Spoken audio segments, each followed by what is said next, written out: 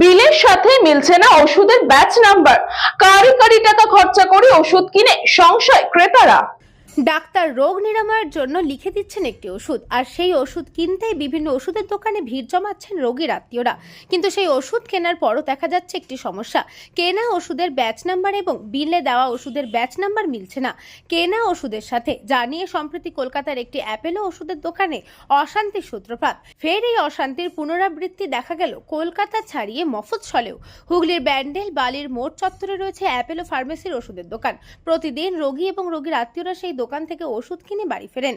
এদিন একজন ক্রেতা সেই দোকানে ওষুধ কিনতে যান। তিনি 5টি ওষুধ কেনেন। তিনি ওষুধ নিয়ে বাড়ি গিয়ে লক্ষ্য করেন তার কেনা ওষুধের বিলে 2টি ওষুধের ব্যাচ নাম্বার মিলছে না। বিষয়টি লক্ষ্য করার পর তিনি বালির মোড় থেকে কেনা ওষুধের দোকানে আবার আসেন এবং বিষয়টি জানান।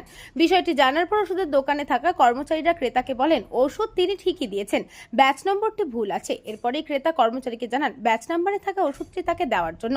সেই প্রসঙ্গে কর্মচারী বলেন এই ব্যাচ নাম্বারের ওষুধ দোকানে মজুদ নেই। এরপরই ঘটে বিপত্তি। দোকানে উপস্থিত অন্যান্য ক্রেতারা প্রত্যেকে নিজেদের ওষুধের ব্যাচ নাম্বার মিলিয়ে দেখেন। সেই মুহূর্তে দোকানে ওষুধ কিনতে আসা এক ক্রেতা জানান সপ্তাহখানেক আগে কেনা তার ওই ওষুধের একটি ব্যাচ নাম্বার গড়মিল ছিল।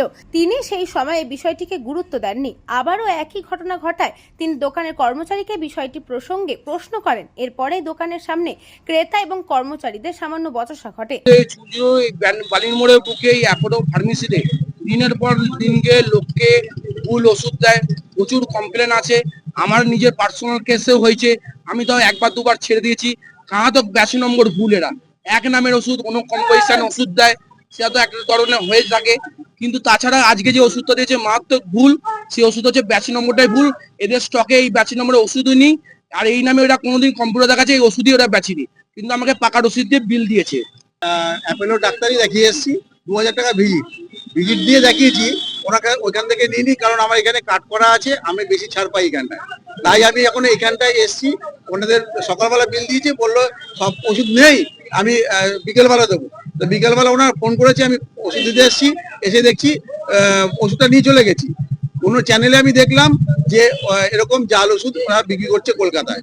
তা আমি সেই অনুযায়ী আমি আমার পাকা রসিদ নিয়েছি। আমি পাকা রসিদ মিলিয়ে দেখছি যে এদের ব্যাচ নাম্বারের সঙ্গে আমার ওষুধে দুটো ওষুধ 5টা নিয়েছি, দুটো ওষুধ ব্যাচ নাম্বার মিলছে না, মানে যার ওষুধ দিয়েছি।